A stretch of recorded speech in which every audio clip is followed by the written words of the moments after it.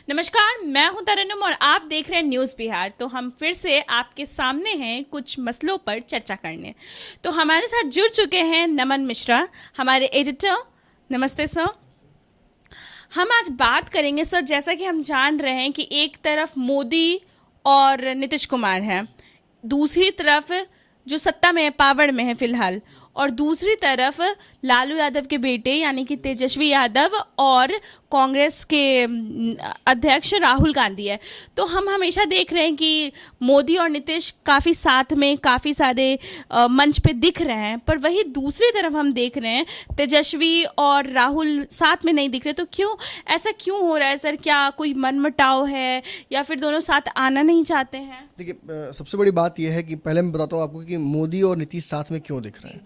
देखिए, 2015 में जब नीतीश कुमार अलग हुए थे और कहीं ना कहीं 2014 में ही अलग हो गए थे, मगर 15 में उन्होंने विधानसभा चुनाव में लालू के साथ वो जाना उन्होंने तय किया और कांग्रेस साथ में आ गई। तो इस महागठबंधन के तहत वो जनता ने उन्हें स्वीकारा, एक बार फिर से वो आए सत्ता में और कहीं ना कहीं मन उनका फिर पलटा। उसके बाद उन्हें एहसास हुआ इस बात का कि भाजपा की उन्हें आवश्यकता है और भाजपा ही उनके साथ जो कहते हैं स्वाभाविक मैच कर जाना, वो मैच कर जाता है। और ये एहसास करने के साथ उन्हें ये भी एहसास था कि वो प्रधानमंत्री इस देश के नहीं बन सकते हैं। इस देश के प्रधानमंत्री नरेंद्र मोदी ही रहेंगे, कम से कम इनके बराबरी में तो वही जीतेंगे। और इस हार को स्वाभाविक रूप से मानकर वो और उसके बाद भाजपा के साथ चले। हालांकि आपको पता ही, कल ही से राबड़ी देवी लगातार बोल रही हैं कि नीतीश चाहते थे वापस जाना। हालांकि मुझे डाउट है कि नीतीश कुमार वापस जाना चाहेंगे, क्योंकि जैसा केसी त्यागी ने कहा कि ये इच्छा मृत्यु हो जाती, सेल्फ किल हो जाता, और ऐसा नीतीश कुमार करेंगे नहीं। मगर हाँ, एक बात है, लगातार आप देख रहे हैं कि मंचों पर साथ में दिख रहे हैं नरेंद्र मोदी के। जिस नरेंद्र मोदी को के साथ दावत पर बैठने में इन्हें ऐतराज़ था, जिन्हें ये गुजरात के जो जुर्म है उसके लिए माफ़ नहीं करना चाहते थे, उस नरेंद्र मोदी के साथ ये लगातार हर जगह दिख रहे हैं। चाहे प्रकाश पर्व हो या फिर चुनावी सभाएं, धड़ाधड़ सभाएं कर रहे हैं नरेंद्र मोदी, उसमें हर जगह नीतीश कुमार मंच में सादा दिख रहे हैं। यहाँ तक कि जो रैली हुई थी एनडीए की, उस रैली में भी आप देख सकते हैं कैसे मंच पर नीतीश कुमार और मोदी एक साथ थे और कोई भी कटुता, कोई भी मैंने दुर्व्यवहार नहीं दिखा। लगा ही नहीं कि जैसे दोनों कभी अलग हुए हों और ऐसे ऐसे मिले कि फिर कभी लगा नहीं कि बिछड़े थे।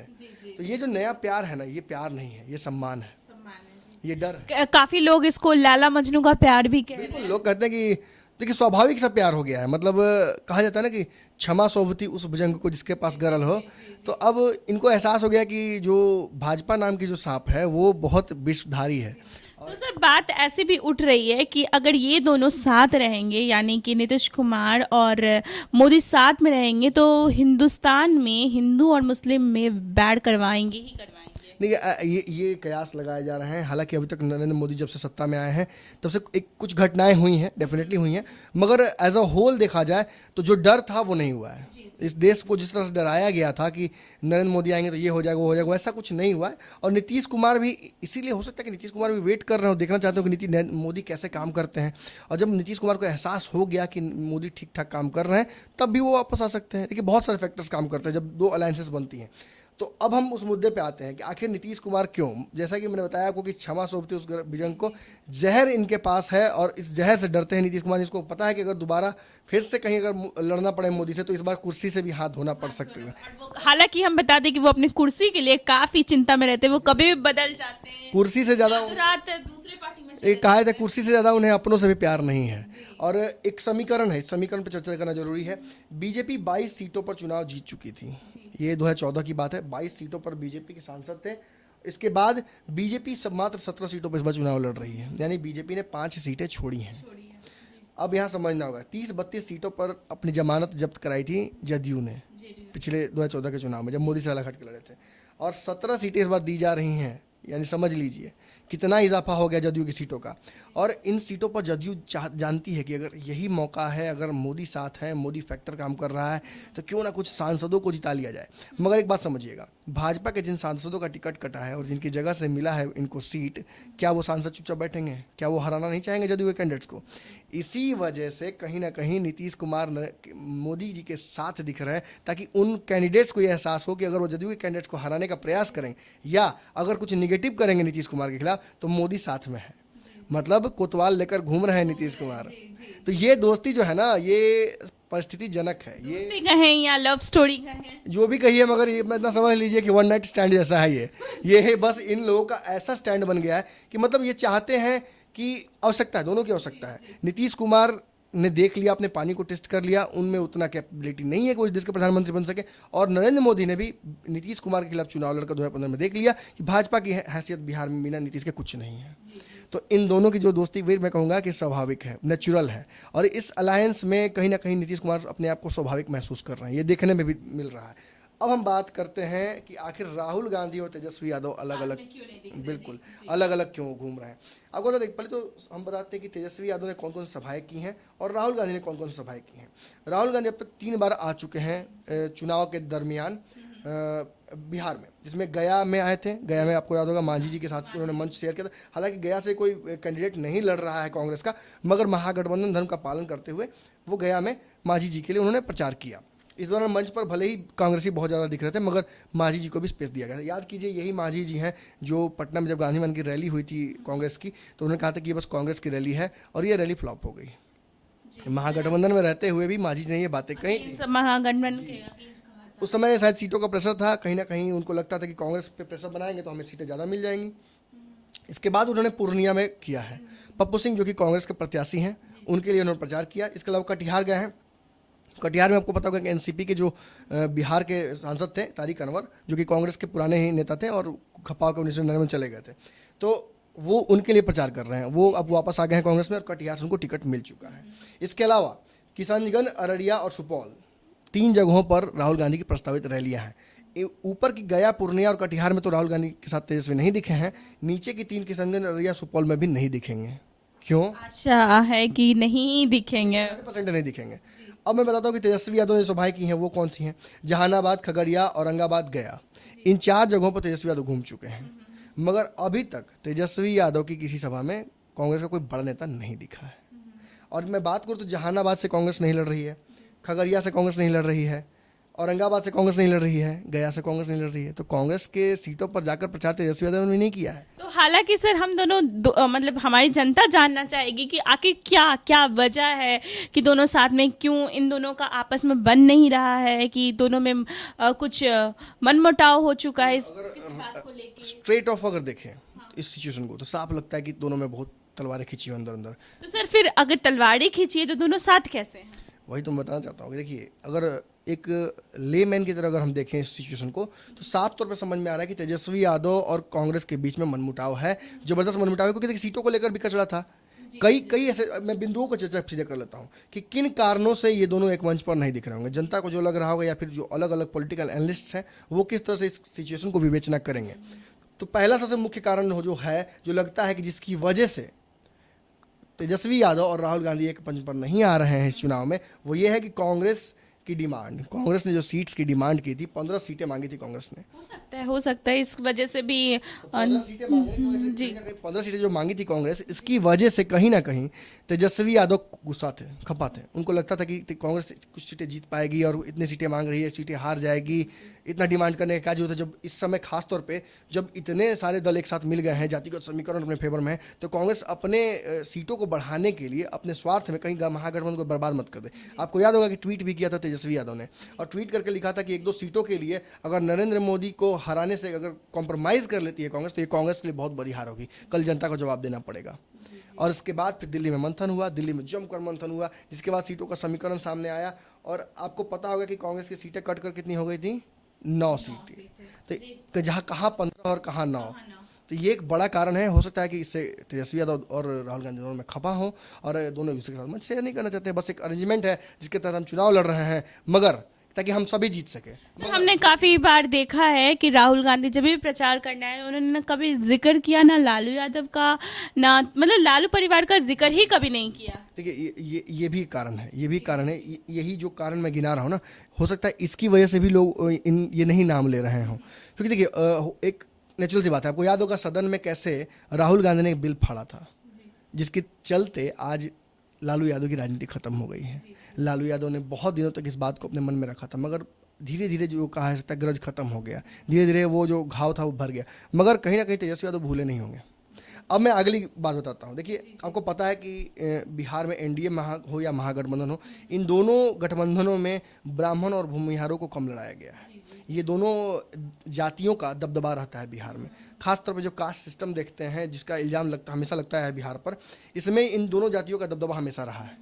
बिहार की राजनीति में, बिहार के चुनाव में इनका कितना फर्क पड़ता है ये कोई जरूरी नहीं। हालांकि मुझे लगता है कि ये दोनों जातियां चुनावों में बहुत असरदार नहीं होती हैं। इक्का दुक्का लोकसभा क्षेत्रों को अगर देखा जाए, जैसे बेगूसराय में भूमिहारों की बहुलता है और बक्सर में ब्राह्मणों की बहुलता है, तो इन दोनों सीटों पर देख लीजिए भूमिहार लड़ रहे हैं बेगूसराय से, और बक्सर से फिर ब्राह्मण को लड़ाया जाता है। मगर दोनों महागठबंधन में भूमिहार और कहा जाता है ब्राह्मणों की कमी है, काफी खासी कमी है। और खासतौर पर महागठबंधन में तो आरोप सबने लगाया है। महाचंद्र प्रसाद हटे हैं, आपको पता ही है कि बहुत सारे लोगों ने आरोप लगाया, यहाँ तक कि राजन तिवारी जो कि आरजेडी के ही बड़े नेता हैं, उन्होंने ये आरोप लगा दिया अपने ही नेता पर कि हमें ब्राह्मण इसलिए मेरा टिकट काटा गया। इस वजह से कहीं ना कहीं इस पूरी जाति का और दोनों जातियों का कहीं ना कहीं विरोध है तेजस्वी के प्रति। और आपको पता है कि कांग्रेस इन्हीं जातियों से कहीं ना कहीं पुराना लगाव रखती है, और कांग्रेस को कहा भी जाता है कि ब्राह्मणों की पार्टी, तो इस वजह से भी मनमुटाव हो सकता है। पर दिख नहीं रहा है मीडिया पे ऐसा कुछ खबर जिससे पता चले। साफ तौर पे राजन तिवारी ने खुल के कहा है, महाचंद्र प्रसाद ने आरोप लगाया है, हमारे ही चैनल से बात करने के दौरान महाचंद्र प्रसाद ने साफ तौर पे कहा है कि भूमिहारों का टिकट जबरदस्ती कटवाया है तेजस्वी यादव ने। तो देखिए, ये आरोप लग सकता है। इसके अलावा सबसे बड़ी बात मैं फिर से बोल दूं कि सीट जो काटा गया कांग्रेस का, 15 सीटों से लाकर 9 सीटें पर ला दिया गया। कई सीट काट दिए गए। कौकब कादरी लड़ना चाहते थे, काराकाट से उनका टिकट काटा गया, और भी कई जगहों से टिकट काट दिया गया लवली आनंद का। तो ऐसे हुई हैं घटनाएं जिनकी वजह से कहीं ना कहीं कांग्रेस खप्पा है, और राहुल गांधी में को होगा रोष इस बात का। मैंने आपको पहले बताया कि मदन मोहन झा रातों गए थे और जाकर उन्होंने राहुल गांधी को बताया था कि कैसे तेजस्वी यादव सुपौल में भी हारवाना चाह रहे हैं रंजीता रंजन को। ये आरोप भी सीधे तौर पर लगा है। देखिए, पप्पू यादव की पत्नी भले हैं मगर कांग्रेस के सांसद हैं, और सुपौल में जिस तरह से यदुवंश यादव जो कि आरजेडी के हैं, और आरजेडी के ही एक कहा जा सकता है कि प्रत्याशी निर्दलीय चुनाव लड़ना चाह रहे हैं रंजीता रंजन के खिलाफ, तो ये बड़ी बात है। साफ तौर पे आरोप लग रहा है कि तेजस्वी यादव हरवाना चाहते हैं रंजीता रंजन को चुनाव, जो कि कांग्रेस के सांसद हैं। अब समझिए, जब वो हराना चाहते हैं तो क्यों एक मंच पर दिखेंगे? ये तो परिस्थितिजनक समझौता इनका है। तो इस बस चुनाव तक ही लगता है कि ये समझौता होगा, क्योंकि जैसे देखिए, इस चुनाव के बाद फिर से एक नया नौटंकी शुरू हो जाएगा। वो ये होगा कि अब बिहार का मुख्यमंत्री कौन बनेगा। तेजस्वी यादव को डायरेक्ट तो एक्सेप्ट नहीं कर लेंगे कांग्रेसी, कहेंगे कि हमारी तरफ से भी एक प्रत्याशी दो। तो ये अरेंजमेंट कर पाना बहुत मुश्किल होगा, और इसको लेकर कहीं ना कहीं विवाद है। अब तीसरी बात, अनंत सिंह की बात कर लेते हैं। अनंत सिंह, आपको पता ही कि मुंगेर से चुनाव लड़ना चाहते हैं। अनंत सिंह को तेजस्वी यादव ने बैड एलिमेंट कह दिया है। अनंत सिंह कांग्रेस की रैली के लिए पूरा भीड़ लेकर जुटे थे। इसके बाद माना जा रहा था कि कहीं ना कहीं अनंत सिंह को चाहते थे तेजस्वी यादव को टिकट ना मिले, मगर उनकी पत्नी को टिकट मिल चुका है। कांग्रेस उनको लड़ाने के लिए एडमेंट थी। लास्ट में मामला कहीं ना कहीं उनकी पत्नी नीलम देवी पे आकर अटका, और तेजस्वी यादव ने खुलकर बोला नहीं कुछ। और तेजस्वी यादव शायद हो सकता है ये भी एक बड़ा कारण जिसकी वजह से अवॉइड कर रहे हो राहुल गांधी को।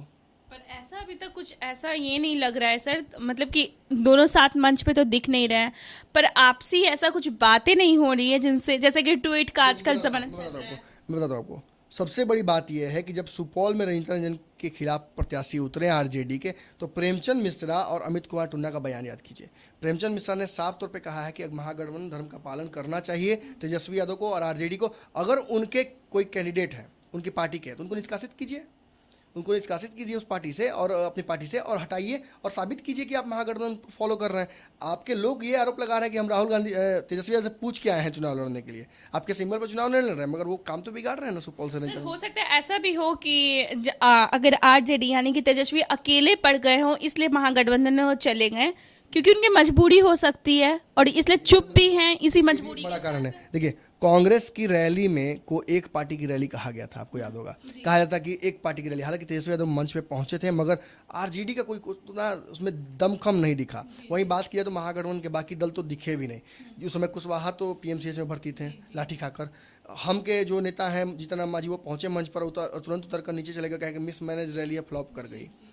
तो कहीं ना कहीं अभी मैं बताता हूँ आपको, कांग्रेस के कई ऐसे विधायक हैं जो इन वेटिंग है, जो इंतजार कर रहे हैं इस बात का कि बस पार्टी गो अहेड दे और वो चुनाव लड़ जाएं। मतलब कि वो कांग्रेस के सिंबल पर लड़ जाएं या निर्दलीय लड़ जाएं और किसी तरह से आरजेडी की सीटों पर काम बिगाड़ें। ऐसी तैयारी चल रही है। अमित कुमार टुन्ना हो, कौकब कादरी हो, लवली आनंद हो, ऐसे लिस्ट अनंत है। शकील अहमद चुनाव लड़ने जा रहे हैं, आपको पता ही है। तो वो कहाँ से लड़ेंगे? मधुबनी से ही चुनाव लड़ेंगे। और इतने बड़े कांग्रेसी नेता वो कांग्रेस छोड़कर अगर लड़ते भी हैं तो वापस फिर कांग्रेस में ही जाएंगे। तो मतलब कि काम बिगाड़ने के लिए ही जा रहे हैं। तो अगर तेजस्वी यादव काम बिगाड़ेंगे राहुल गांधी का, तो राहुल गांधी का काम बिगाड़ेंगे तेजस्वी यादव।